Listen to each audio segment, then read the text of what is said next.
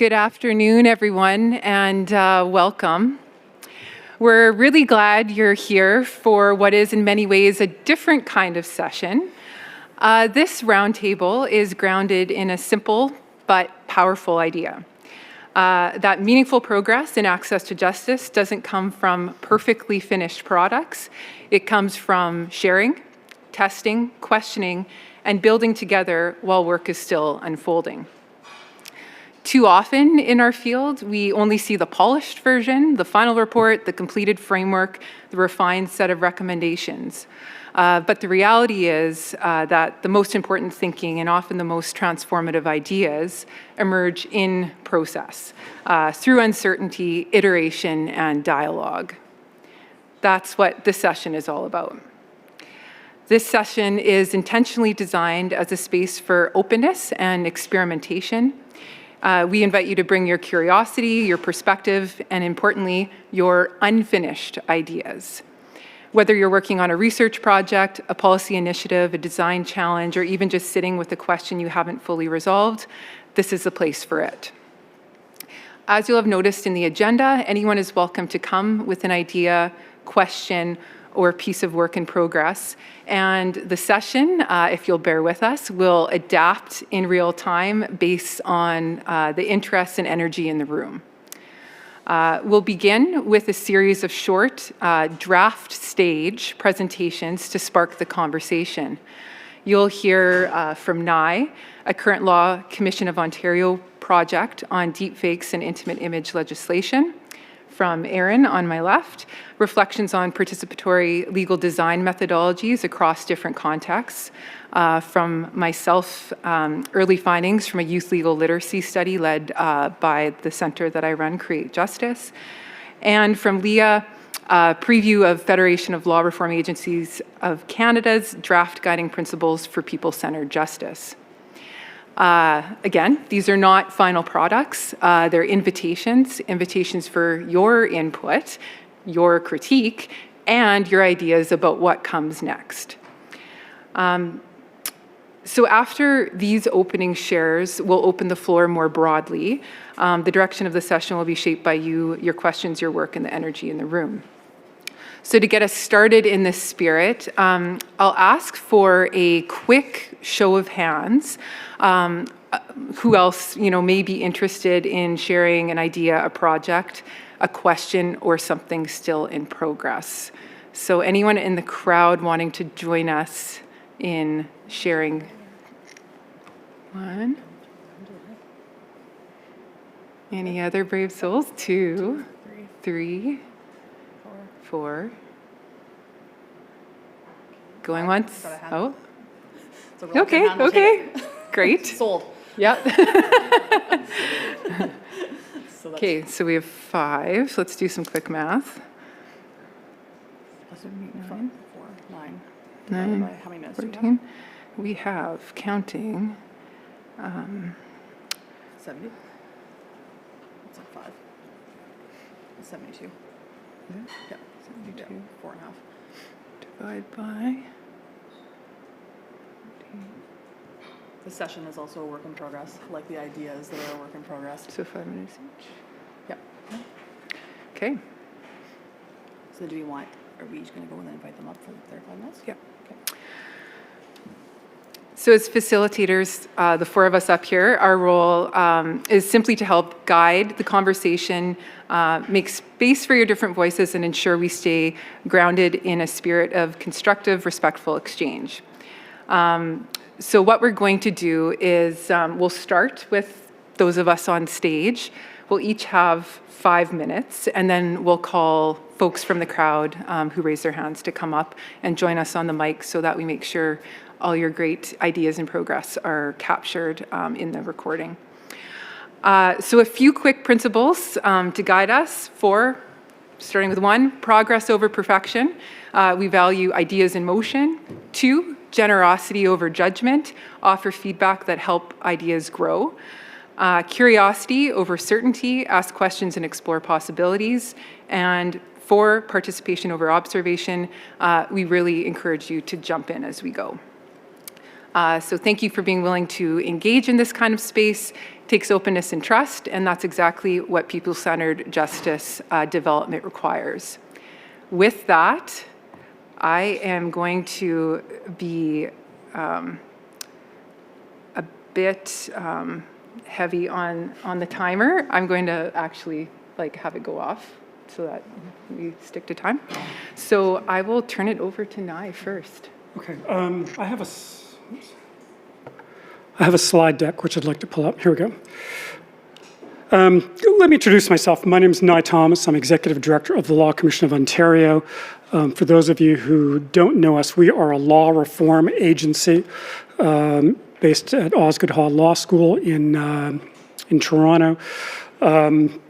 We try to do our work independently, from a principled perspective, using a very collaborative access to justice framework. And I'm going to talk to you today about a project we have just initiated, and I'm going to workshop some of the sort of complicated ideas and maybe try to a couple of trial balloons and get your feedback on them. First, just a little bit of background. My organization has been doing a lot of work around tech regulation, AI and human rights, AI and due process, AI and access to justice over the last couple of years. And this slide has some of our recent projects. The project I'm going to talk to you today, however, is about the non-consensual distribution of intimate images and deep fakes. My first question is whether or not anyone has a better name for it than that. We just call it the Deep Fake Project, which is what I'm going to refer to it today.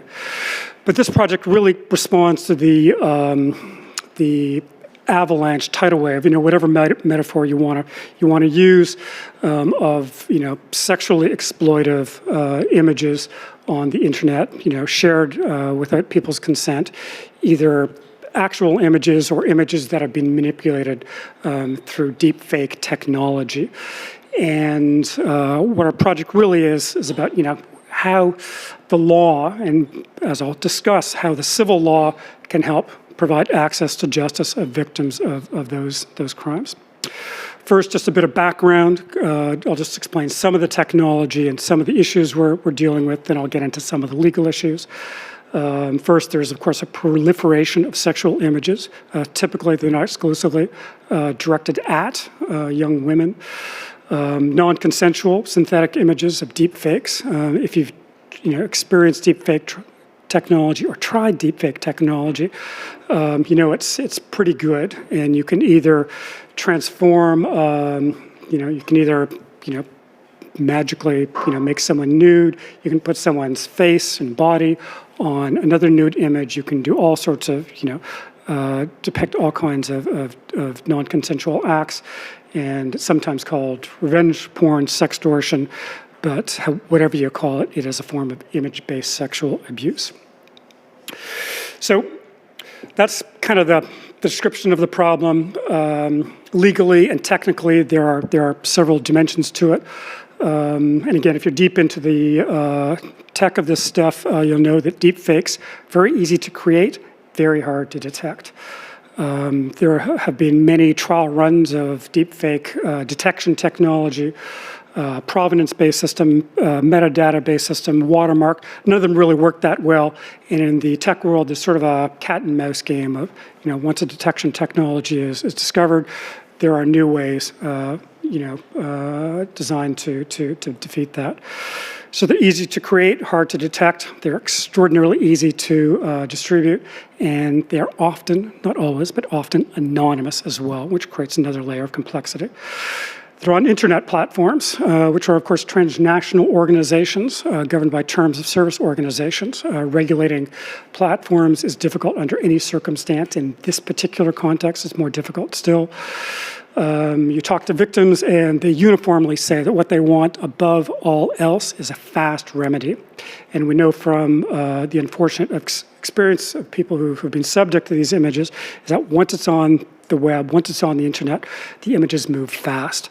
So there is a real need for a quick remedy to try to take these images down. Unfortunately, that need is transposed onto the justice system, which is the opposite of that.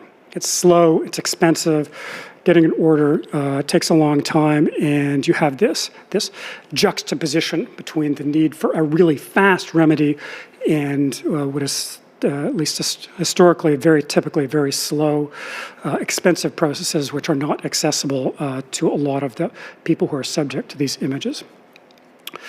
So how can the law respond?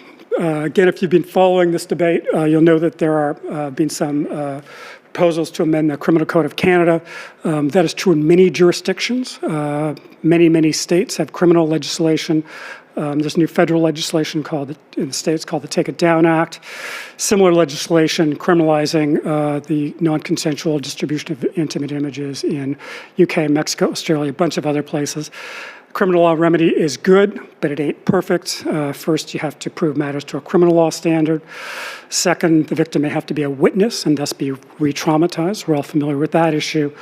There is a very serious circumstances of people underreporting, due to various reasons. People don't want to report these offenses to the police, and it's slow.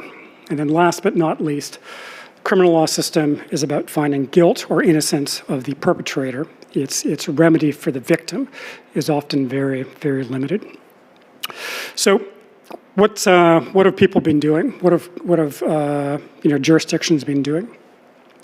Well, across Canada, in 9 of 10 provinces, there is some form of dedicated non-consensual intimate image legislation. So it's either a dedicated set of rules or dedicated legislation, typically doing, 3 things: giving people an opportunity to get an order to have the pictures removed, an order to prevent the distribution of new images, or to seek damages. The most successful and the quickest example in Canada, those of you from BC may know it's a process attendant attached to the BC Civil Resolution Tribunal, which is an online dispute resolution tribunal where victims can apply online and get an order, takedown order, pretty quickly. BC is the only jurisdiction in Canada with that kind of online process. Others are, typically expedited court processes in the normal course.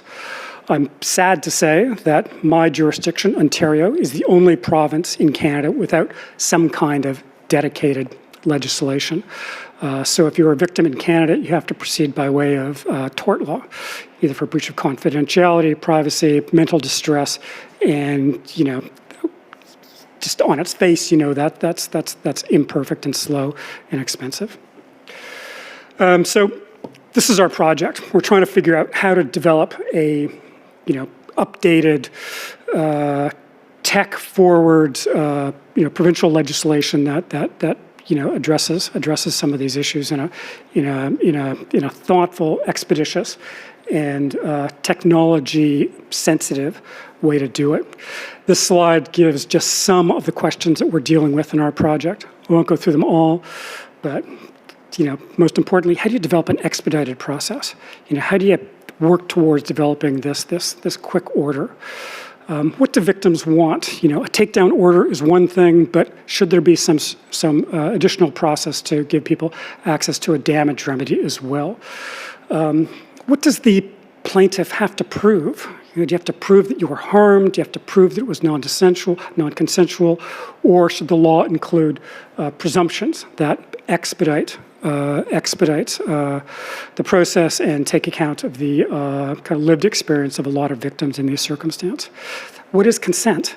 We have heard stories where an intimate image may be created for some purpose, for between 2 people, whatever, but then it's shared beyond that.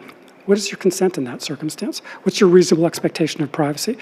These are all, classic legal issues grafted onto new technology and new forms of distribution, which challenge the existing law for sure, but also, in our project and for the other people who are trying to think about this, challenge us to think about, new ways to vindicate privacy rights in this online, fast, transnational world of distribution of these images. what defenses do people have? If you are the defendant, respondent in one of these cases, what defenses do you have? Is consent a defense? Can you argue that the person didn't have a reasonable expectation of privacy? All this is brand new, traditional legal concepts, but a new framework, a new sector, a new circumstance where we have to think about how the law will be updated to provide reasonable remedies to people as quickly as possible. And then last issue I'll talk about is how do you enforce these orders? Platform liability, if you're into this stuff, is a particularly vexing legal issue. Platforms are international. They tend to be governed by the law in the United States, particularly Section 230 of something called the Communications Decency Act, which provides broad immunity from lawsuits for all different kinds of online harms. So typically, what jurisdictions and individuals try to do is they try to work through absent statutes. They try to work through platforms' terms of service, which may or may not be fit for purpose for this kind of harm and this kind of order.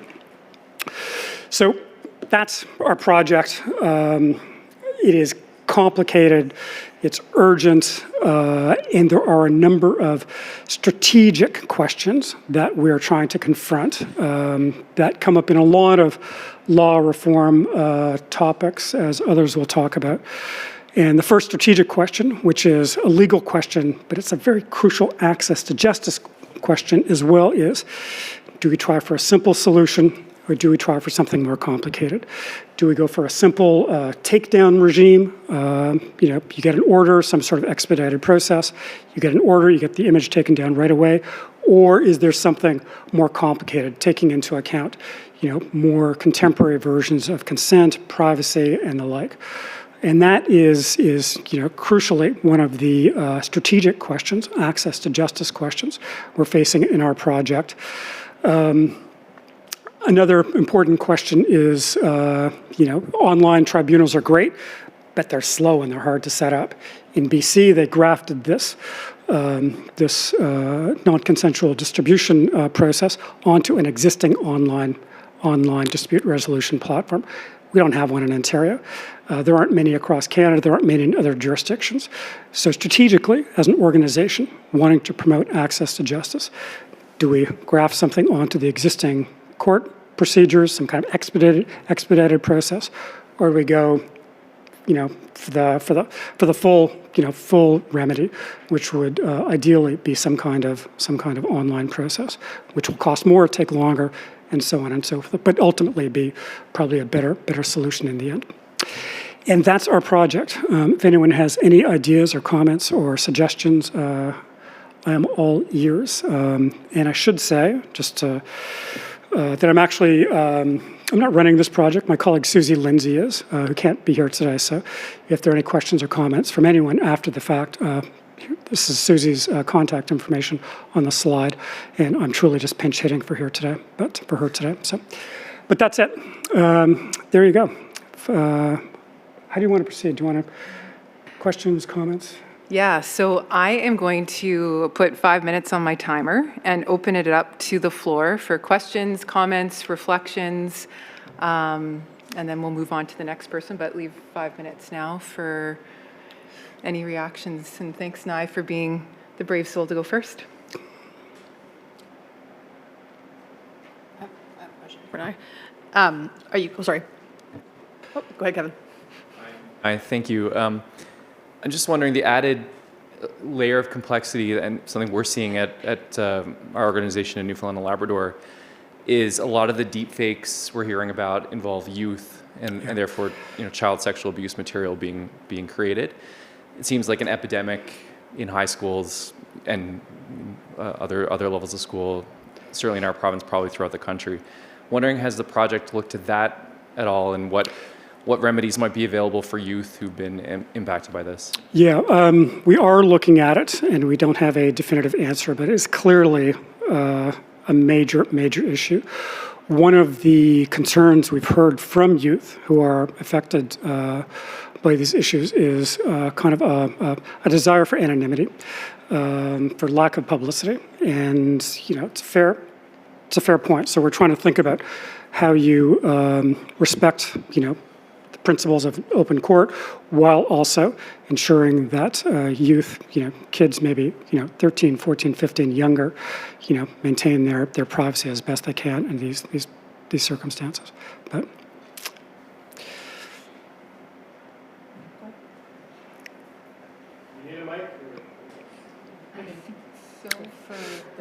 I think for the recording, yeah.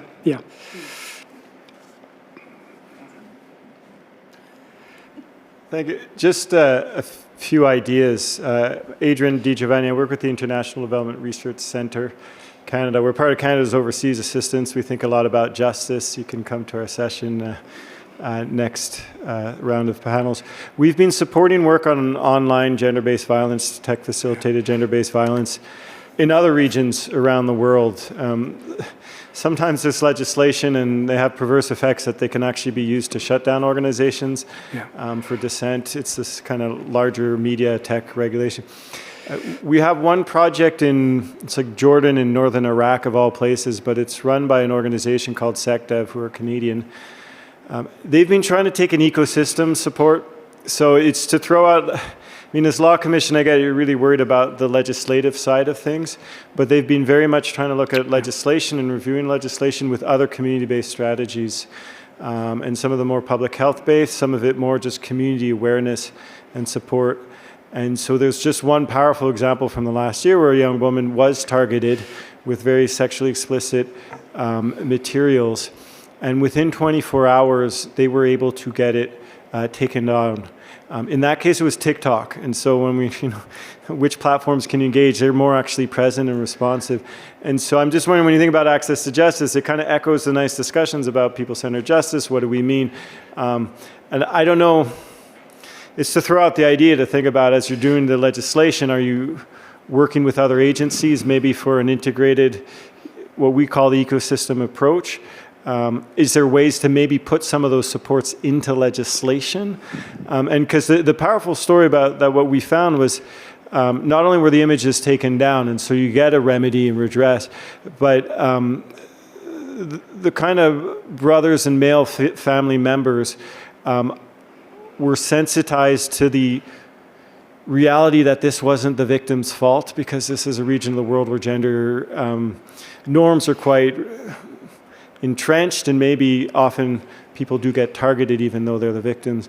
And so what happened then was a larger public awareness campaign and among men, so kind of what you call positive masculinity's example. I can share out materials if you want, and that seemed to be, that was the justice, not the legislative piece. Yeah.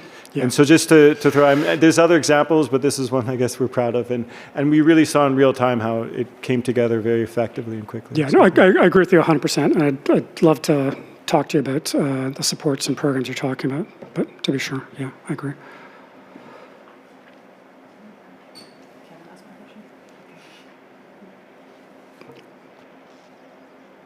Seeing no one else head to the mic, I think we can move on to the next Thank you. presentation. Thanks, Nye.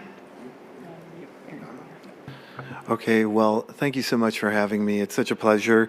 My name's Aaron Leakey. I'm a research fellow at the Access to Justice Center for Excellence. I'm actually a mediator. My background is in alternative dispute resolution. I'm doing a PhD at the University of Victoria. I'm also an instructor in dispute resolution there. And I'm the director of the new legal design lab at the University of Victoria. There goes our first timer. So, I'm very fortunate here that this discussion is going to connect with my PhD. That's it for me. Get him off stage. My PhD research, which is something that there might be an opportunity for you all to participate in. And so I contacted Bree and said, can I tell everyone what I'm doing? And then this panel came up as an opportunity. So I'm very grateful to be here. What I'm investigating is the relationship between design and violence, specifically intimate partner violence and gender-based violence. Looking at a discrete body of literature called legal design, where they apply the methods and mindsets of design to matters of law and justice. So it's a very discrete method. There are no examples of what we might call co-design. There's a lot of examples of attempts to involve people indirectly.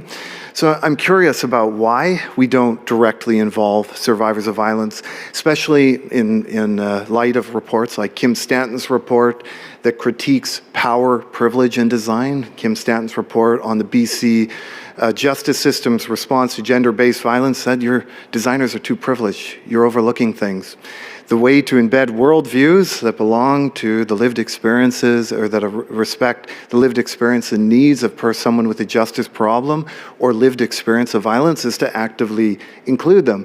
But that's tough. There's all sorts of barriers related to that. So that's what I'm exploring. So the first stage of this study is to bring a critical approach to what we mean by participation. And so what I'm going to do is I'm hoping to observe participatory legal design in various jurisdictions around the world. Unfortunately, I'm going to be in Europe. It's going to be so hard for me. I'm going to be studying it there. I'm actually going to go to the US where they had some of the originating legal design labs. I'm drawing a lot from those experiences there. And I'm hoping to do a lot of it in Canada. So I like to observe participatory legal design research. I'd like to talk to legal designers. And I'm going to ask a number of questions about your methodologies. I'd like to know about how your methodologies consider the cultural context of design, the political context of design, the institutional context that you're operating in, and how it's contextualized by the legal context of design. Okay? I have concern that our design methodologies are too universally applied. In the same way I'm a dispute resolution practitioner, I often critique interest-based mediation for really embedding fundamentally Western worldviews, that we need participatory methods that reflect more plural worldviews, more worldviews of other people. And we need to find ways to safely engage them. So after I conduct this part of the study, I'm also building a legal design lab at the University of Victoria. There's questions about what a legal design lab even is. The field is actually engaging with it. You know, we know what a design lab is in the natural sciences, but it's less clear what we actually mean by that in law. You might have some comments on that, Bree. So what we're hoping then with this lab is I'm going to design a specialized methodology for use in circumstances of violence that includes some considerations from participatory action research where they're really considering power throughout the entire process, including the power of the designer. So I'm intentionally pushing at top-down design, as well as trauma-informed principles and conflict resolution principles. As I've talked to a lot of different labs around the world now that are using participatory methodologies, I say, well, bring everyone together. There's a lot of heat at times, and there's some different perspectives. So how can we integrate them all together in a specialized methodology? So this is and I'll just say the vision of the lab is to embed the value of equity into matters of law and justice. If I think why law is unable to really sufficiently address gender-based violence, because it doesn't consider, out of a commitment to impartiality, the broader social context that conditions experience in gender-based violence. So it's an attempt to embed the value of equity, and we're hoping that it does research, education, and design. So it's going to be integrated with student curriculum, it's going to be a place for socio-legal research, and we're going to design legal artifacts, legal things out of it. If you have a project that you think might be a fit for the Legal Design Lab, we're going to start doing some of those in the winter of 2027. I'd love to hear your ideas and co-design it with you. So I'll stop there. Oh, right on the 5. Right on 5. Do I get a prize for that? So we'll now open it up for another 5 minutes of questions, reflections on Aaron's topic.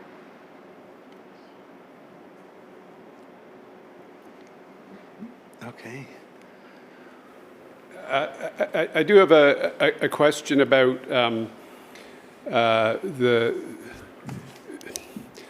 in my experience, most opportunities for legal design arise out of modifying an existing process. Like you rarely ever have the opportunity to start from a blank slate, and you know, so it's an innovation within existing legislation, within the existing strictures of a justice organization.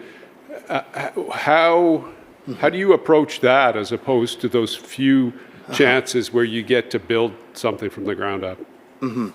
I'll say this, and I hope that I hit on the emphasis, and I agree with your emphasis. Legal design makes an overclaim all the time. It says we can design legal institutions, legal systems, resources, services, but really we only do, I think a critique of the field is we tinker. We do sort of law-adjacent resources that support the existing system. A needed evolution in this practice is how do we design legal institutions themselves. It depends on, too, how creative and I guess maybe radical, I don't know if we still use that word, you want to get. I know some scholars that are working on things like designing to dismantle, right? When we're getting into this, we're really broaching the institutional barriers to change and who benefits from keeping things the way they are. So we need, in design terminology, more back-end design. Part of this comes from design is supposed to be an interdisciplinary activity. So we have a lot of law professionals here, but we could bring in a list of other types of professionals in. And I'll say one other comment to that excellent comment that you made, is that there's a distinction that can be made between designing law and perhaps what we mean by designing justice. When we're designing law, we're designing kind of law adjacent and law supportive resources, services, programs that support the existing system. How people formulate justice is not always exact to how law formulates justice. They, in fact, as you know, many don't use our systems. They might not always need it. So perhaps we don't always need to change completely existing institutions. And in community-based events, there's some examples around the world, we can focus on designing justice with people and understand the relationship between them. Oh, another question. Two more questions. I'm a social worker, so this term is brand new for me. I think I'm following, but if you could add a bit more of like what it means, and maybe this links from the question I was going to ask too. But we work with survivors, and I love the idea of having survivors' voices in the creation of how do these systems flow. And every survivor is different. So is a part of this that it's iterative and you're constantly redesigning, or is it like we want to design for survivors and then it's set? But this is really interesting. Your question makes an excellent point, if I were to put it that way. First, we need to think about empowerment very concretely in justice design. And participation could be reformulated as a justice activity. When it comes to survivors of violence, very little of their perceived justice measures, if I were to say, what is justice to you, are actualized in a formal legal process. But many of those indicators, recognition, respect, being heard, having a voice, might be actualized in something participatory. So then we're thinking, I'm not just invested in justice as an end, but I'm also invested in justice as a process. Justice definitions that are subjective, so the way someone originally understands it, as you noted, they evolve over time and they have original trajectories. So then essentially we have a design problem, which is one I'm asking people about all the time. I would ask you about, how do we design around pluralism? How do we design systems that respond to a plurality of perceived justice measures that might belong to the individual, yet still embed some of those collective ideas that belong to the broader frameworks around justice in our society. So I don't know the answer to it, but it's a problem I'm grappling with. How do we design around so many of these perceived evolving definitions? I'll say there's some hints in participatory action research where they attune very carefully to power. So I think it becomes something quite present and quite micro in how we actualize this. 5 minutes is up. Thank you for that, though. I think there was one more question. Go ahead. Yeah. Okay, I'll be short. Very quickly, so I am from Quebec, so in the spirit of sort of going around Canada, I can definitely maybe give you some insight in Quebec, as I did a research on participatory practices among organizations in developing their projects. So legal design evidently came up.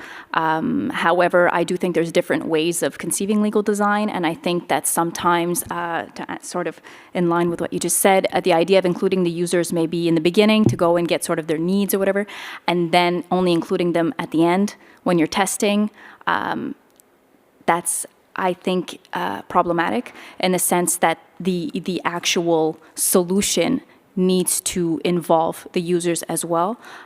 So I think, I don't know exactly what your conception is of how you perceive like the legal design, how you intend on doing it, but I think maybe that's just an element that I would say is kind of very important. And I would say that in Quebec, very interesting, by the way, very interesting what you plan on doing for your research. In Quebec, I don't want to say we're a bit archaic, but we're like not even really at legal design level.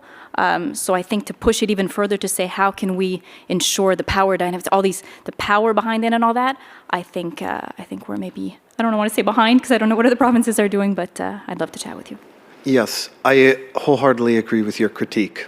There's a prominent legal designer, I was just talking about this earlier, Michael Daughtry, who was with the European Union, and he said, what design strategies do you use? And they said, human-centered design. He said, what's your methodology? And they said, methodology? They didn't have one, right? We can all claim human-centered design. I see that as a bit of a problem, not knowing what design is and what it isn't. And human-centered design does something from a person-centered justice critique that is a little bit suspect, especially when we get into concepts of bias and impartiality. It says, without any way of finding any evidence, that I'm an effective translator of your lived experiences, needs, and perspectives.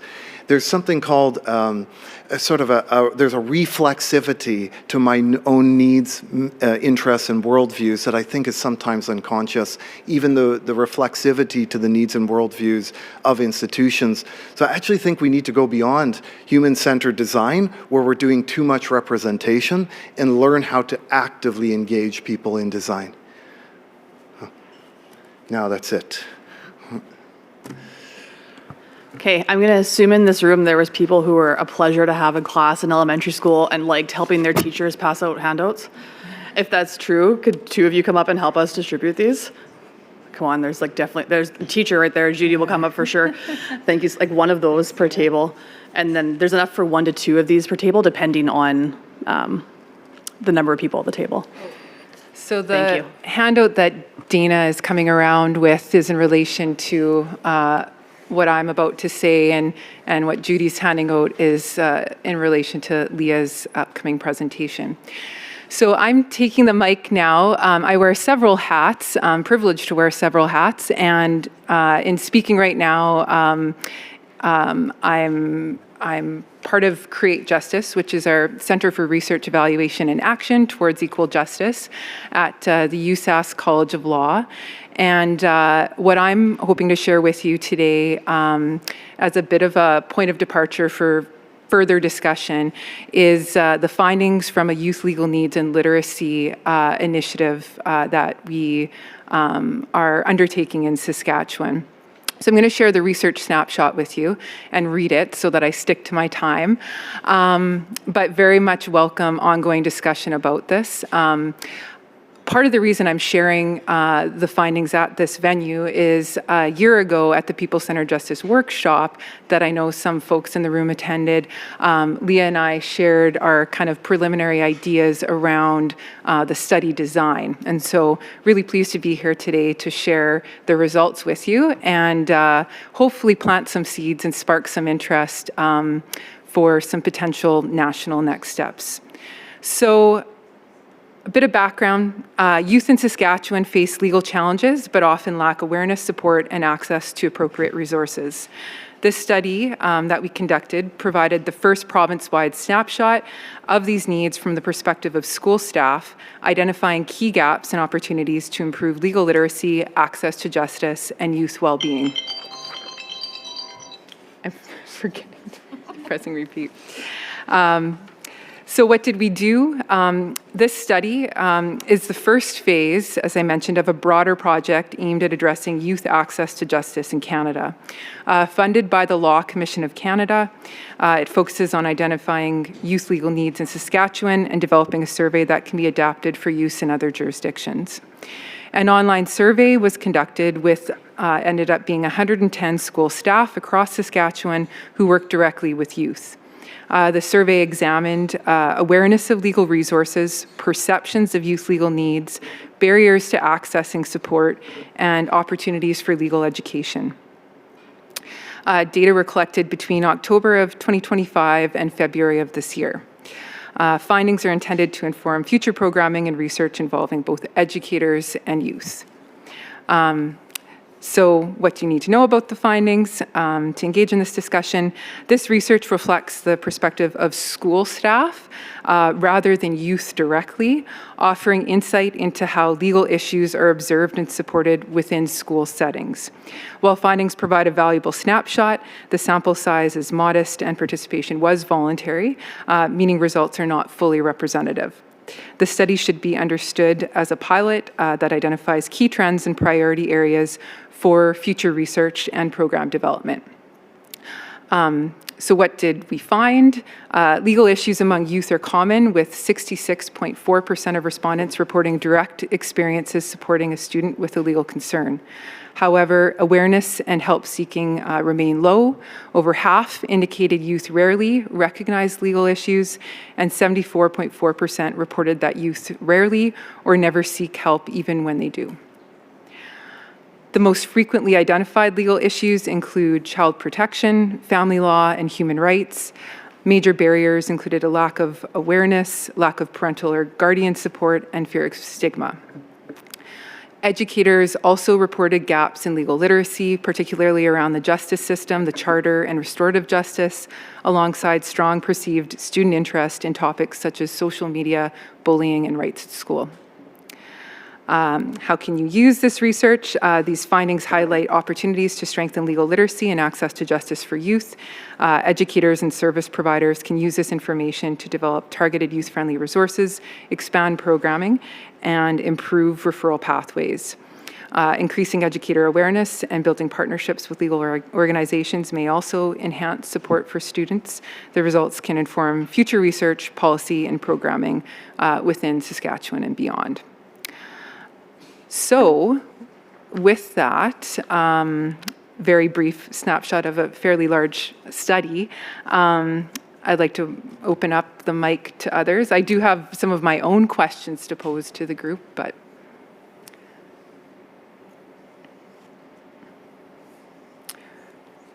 is there anyone in the room that has an education background, or anyone who currently or has done work in collaborating with primary or secondary schools? Mary, Dana, Judy? I guess if any of you three have insights, what I'm curious to hear is what would educators need in terms of training, referral tools, partnerships to better support students, and how importantly, how do we avoid overburdening educators while still leveraging their position as first points of contact, recognizing that primary and secondary school teachers are very busy. I can just add on the privacy and cyberbullying. Do you want to use the mic? Sorry. So, thank you for sharing the project. It's really interesting, and I see, several potential partners. But my first thought is regarding the cyberbullying and online harm. I suggest maybe working with the OPC, the Office of the Privacy Commissioner, because they have a youth council, as well as the Ontario Information and Privacy Commissioner. They have strong youth advisory board as well. So, thank you.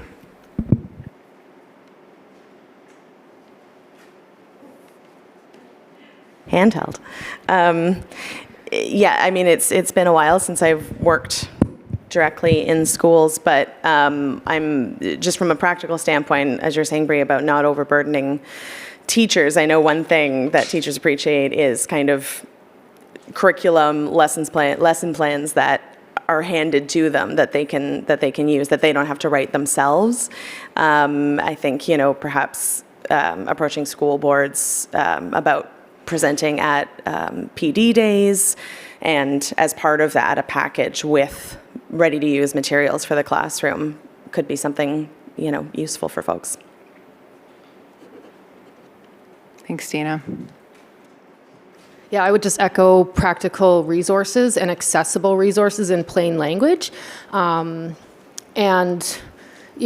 days are hard to access in schools. They're taken up a lot by myriad needs. And so something that would be easily accessible to teachers interested in this, who are seeing their needs in the classroom, that they can access on their own time or get connected to. So, making them visible, the resources visible and easy to access. Yeah. Oh, and sorry. Just aligning it with the provincial curriculum is pretty key too. Yeah. Yeah. Hi, so I did just want to mention what is being done in Quebec. Yes, please do. So there's an organization called Educaloi, EDUCALOI, and they have been in the sort of the legal education realm for a long time, and they offer workshops to high school students.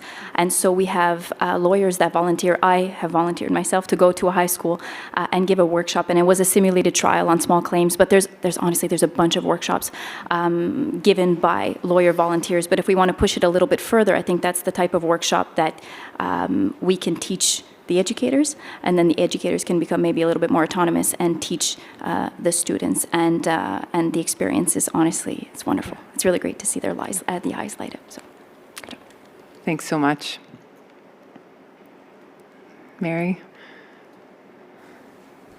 Yeah, I'll just mention quickly, and Kirsty's here from OGen too, but we do lots of workshops in schools and in community centers and things, and the challenge that I would highlight is the scaling issue and the sort of, I don't know how to describe it exactly, but the longevity issue, because you work with teachers or administrators or particular schools or families of schools, and then staff move on, and trying to maintain that kind of continuity of information and knowledge is challenging.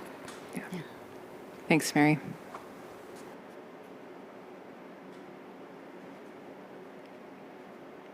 Not seeing any others.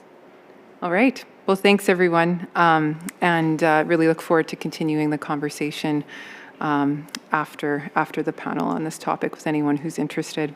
I could pass it over to Leah now. Okay, I'm going to keep my comments quite short because I have some time tomorrow also during a Federation of Law Reform Agencies panel to talk about our draft guiding principles a bit more. And we want to, after I finish speaking, I think what we've decided to do is move into a couple small group sessions with the 5 people who had their hands up with ideas. After I'm done, we'll ask them to put their hands up again, and then we'll ask everyone to kind of disperse and find one of those people and then engage in like a fruitful 20-minute small group discussion. So that's the plan for the rest of the workshop. So I stand between you and that. So I am going to go fairly quickly. I'm Leah Howie. I'm the director of the Law Reform Commission of Saskatchewan, and I'm also president of the Federation of Law Reform Agencies of Canada, joined up here by our vice president, Nye Thomas, who you've already heard from. Nye and I have created a set of draft guiding principles for, sorry, where's my long title? Advancing access to a person-centered justice system through law reform. So the draft guiding principles are basically intended to be a reflection of what law reform agencies across Canada are already doing, or think that we're doing, or want to be doing. They're intended to provide guidance and a bit of a framework for those explicitly engaged in law reform work. So I would include all of Canada's law reform agencies in that category, but also anybody who does law reform work or thinks about law reform in their day-to-day, which is lots of people in this room are engaged in thinking about how to advance the law. And so we hope that they could be useful for not just law reform agencies, but anybody engaged in that work. We developed them after reviewing the following A to J related frameworks: A to J BC's AAA measurement framework, the Action Committee's 9 Justice Development Goals, and the OECD Toolkit for Access to Justice and People-Centered Justice Systems. And we also received lots of input from Bree on those principles, so thank you. And so my hope, I've circulated, thank you for my helpers, probably 1 to 2 copies at each table. I'm not planning on reading the whole document out to you today, just in the interest of time, so I hope maybe you can take a look at it. On the back of the sheet, I have 5 questions with an invitation for input. So we'll go over this tomorrow a bit more in my session, but if this is something you're interested in, I would love for you to write down your thoughts and get those sheets back to me or Nye or any other law reform person. Sandra from Alberta Law Reform Institute is in the room. She'd be happy to talk to you about this too. So I'd love to hear your input on the principles, and I guess I could ask the room a couple just questions maybe to spark discussion. But curious for thoughts from people here on what principles do you think should be guiding law reform organizations or agencies when working on projects to improve access to justice? Do you have any suggestions? Another question would be, how do you think law reform can advance access to a person-centered justice system? So would love to hear your reflections on that or on the guiding principles in the next 2 minutes. You get more than that. 1 to 2 minutes. I went pretty fast. I said I was going to do. You get another 5. Good there. Oh, that's okay. Questions, comments? And have you ever worked with a law reform agency, I guess, is another question. We're here. We've been around for about 50 years, but we're kind of sometimes in the shadows. I'll put on my plea hat for a second to say, I think guiding principle number 3, my suggestion would be to expand that to explicitly refer to engaging with, there's lots of groups that could be engaged with on making materials more publicly accessible, but I'd certainly say public legal education and information organizations, and I think there's real opportunity for coordination on a national level with FOLRAC and PLEAC, and then on a provincial and territorial level as well with the provincial and territorial plea groups. So that'd be my suggestion. Okay, thanks, Leah. Agree. FOLRAC and PLEAC need to collaborate on some projects. Anybody else have any input for us at this point on these principles? The idea behind this is we're hoping to get input from today and tomorrow, and then FOLRAC is having our annual meeting on Friday, and we'd like to move towards finalizing this based on some input that we've received today, or tomorrow. So happy for any input.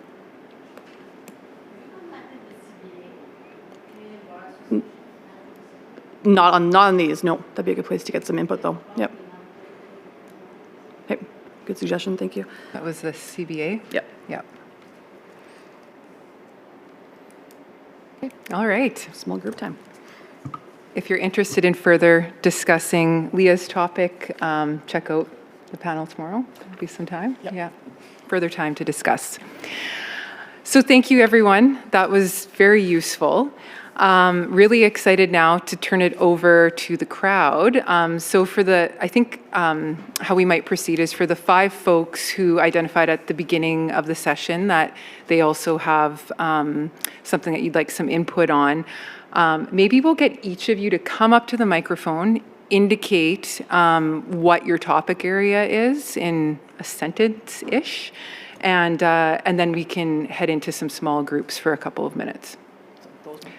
Yeah, to the microphones, and then you'll get to pick based on your area of interest, expertise. So Natasha, thank you. Okay. So I'm hoping to pick the brain of individuals who work at academic institutions. I'm working on 2 things, one of which is collecting data on law school admissions categories and how that impacts access to justice in terms of, because every law school sort of has a different way in which they admit students and under which categories.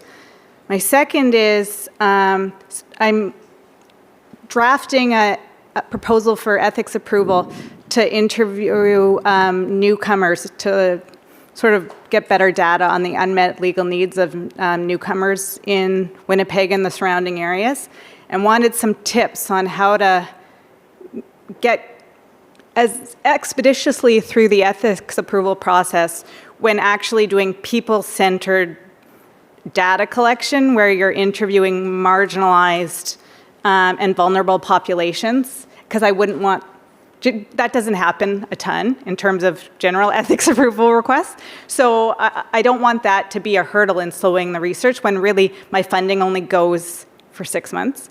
So those are the two things that I would love to pick people's brains about. Awesome. So maybe what might be easiest is Natasha's group 1. Maybe if we have you here, just to kind of keep things organized. So we'll get everyone to stand up after each of the folks has identified, but maybe group 1, Natasha, this table. Dana? Hi, I'm Dana Cornwall. I'm with the National Self-Represented Litigants Project. The project that I'm working on that, is kind of continually developing is an online school for family litigants. It's kind of been a few years now. We based it on a pilot project we did in 2022, and now we've developed this kind of hopefully permanent ongoing version. And we're also working on jurisdiction-specific materials. And my, first of all, just kind of, thoughts on the project in general would be great, and places we could take it, because it's kind of, it could do a lot. There's a lot of different things we could do with it. And then the other issue for me is we've got foundation funding from a few law foundations across the country, which is wonderful, but they come, as the other person was saying, with kind of a time frame, and we're also relying on volunteers to help us create materials. So I struggle a bit with how to get those materials created kind of in the time frame that we need without kind of putting a lot of pressure on people who are already overworked and doing a lot. So. Thanks, Dana. So Dana will be group 2 at this table.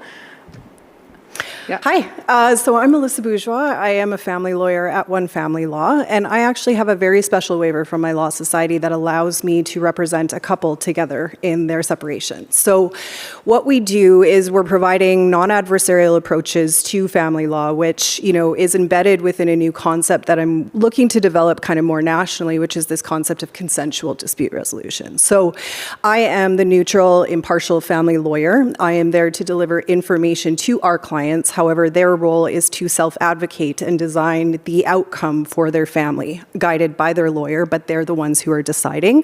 So anybody kind of interested in this non-adversarial approaches to law and legal practice, I think that's really kind of the wave of the future, and I would love to speak to any of you who are interested in that or CDR. And what was your first name again? Sorry. Melissa. Melissa. Thanks, Melissa. So Melissa is group 3 at the table you're at. Hello, everyone. My name is Jane Ezirigwe, and I'm a researcher at the University of Ottawa. So I led a research project that examined how we could empower NGO workers to continue to provide assistance to migrant workers within the limits of Section 91, which is ambiguous, has been clarified by the IRCC, but there is still a lot of confusion around what kind of advice, immigration advice, NGO workers could offer and assistance that they could offer migrant workers. So after the research, we developed a toolkit which we've presented to stakeholders, and I'm willing to share some of the overview of those toolkits and seek for feedback on it, while also seeking for advice on how to scale the project, because from the feedback I got after the public lecture, the stakeholders, the users want it expanded. They want it to be bigger than what we have at the moment, and I'm thinking of ideas on how to move that forward. Thank you. Great. Thanks, Jean. So Jean is group 4 and at your table that you're already sitting at. Hi, my name is Daniel McIntyre Ridd. I'm with an organization called the Noshawayman Justice Circle out of Winnipeg, Manitoba. I'm a post-sentence support coordinator. So the program that I'm working on kind of developing, it's been in the works for a little bit. To keep it sweet and short, I guess, I'm looking for ideas and thoughts around how to help folks that have been hurt by the justice system reconnect into that space and do it well in a non-colonial way potentially, and also, I mean, the colonial factors there too. So how to help folks navigate that tricky space as well. That makes sense. Thank you. Yeah. So Daniel, group 5, can we put you in the middle at the back, maybe? Yeah, ish. Somewhere in the middle, yeah. Okay, so we have 15 minutes. We have 5 groups. We have Natasha, group 1 at the front, on data. What's that? Sorry? Oh, okay. So Natasha, I'm not going to repeat the topic areas. Natasha, group 1, group 2, Dana, group 3, Melissa, group 4, Jean, and group 5, Daniel. And if there's more than one table you'd like to be at, feel free to travel. And hopefully this just sparks more discussion. We have limited time, but you've now heard from all of us, and hope to continue the conversation throughout the next couple days.